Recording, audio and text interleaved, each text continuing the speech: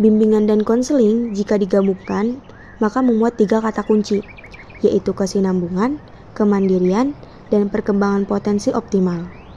Yang artinya bahwa bimbingan dan konseling adalah proses membantu atau menolong yang dilakukan oleh konselor kepada konseli untuk membantu perkembangan potensi secara optimal dan mencapai kemandirian dalam memecahkan masalah yang terjadi secara berkelanjutan. Metode dalam bimbingan dan konseling adalah suatu cara yang dilakukan untuk mencapai tujuan, yaitu membantu konseli dapat mencapai kemandirian sehingga dapat mengembangkan potensinya secara optimal. Metode bimbingan individual ialah metode bimbingan yang bersifat privasi antara konselor dan konseli, yang berfokus untuk membantu individu memahami dirinya sendiri, membantu individu dalam mengatasi masalah, dan membantu individu mengembangkan potensi dirinya.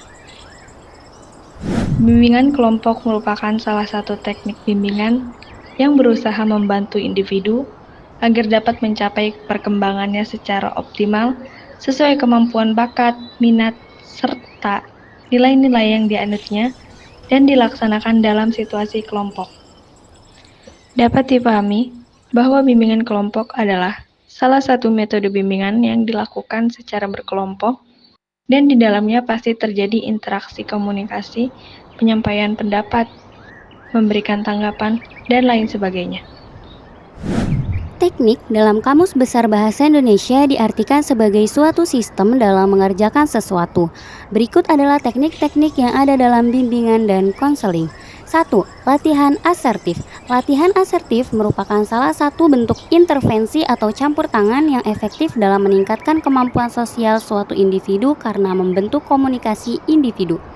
Latihan asertif dalam membentuk pola komunikasi individu mengajarkan individu bagaimana caranya menyatakan keinginan, menolak sebuah permintaan atau berkata tidak, dan menerima serta menolak kritik.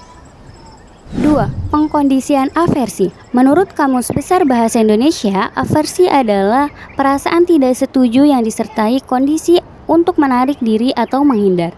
Penggunaan teknik aversi sejalan dengan tujuan untuk menghambat atau mengurangi perilaku agresif sebagai perilaku yang maladaptif dengan memberikan konsekuensi sebagai stimulus yang kurang disukai agar timbul sifat positif untuk diperkuat. 3. Role play. Role play merupakan salah satu teknik dari pendekatan behavioral yang paling sering digunakan dalam pembentukan tingkah laku. Pemilihan teknik role play atau bermain peran untuk memudahkan siswa memiliki keterampilan mengorganisir tugas dalam belajar maupun dalam kegiatan kelompok dapat lebih memahami dan membangun kekompakan lebih jauh dari rasa gugup dan stres. 4. Modeling. Makmur Asmani berpendapat bahwa teknik modeling merupakan teknik yang digunakan untuk membentuk perilaku baru pada klien dan memperkuat perilaku yang sudah terbentuk. Sedangkan hasil penelitian yang lain, keberhasilan teknik modeling adalah dapat membantu siswa menghilangkan pikiran dan perilaku yang merugikan diri sendiri dan orang lain, kemudian menggantikannya dengan perilaku yang positif. 5. Sosiodrama. Sosiodrama adalah permainan peran yang ditunjukkan untuk memecahkan masalah sosial yang timbul dalam hubungan antar manusia.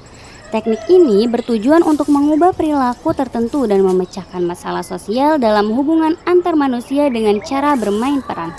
Interaksi yang terjadi dalam sosiodrama dapat membantu konseli melatih kemampuan bersosial dan kemampuan dalam berkomunikasi.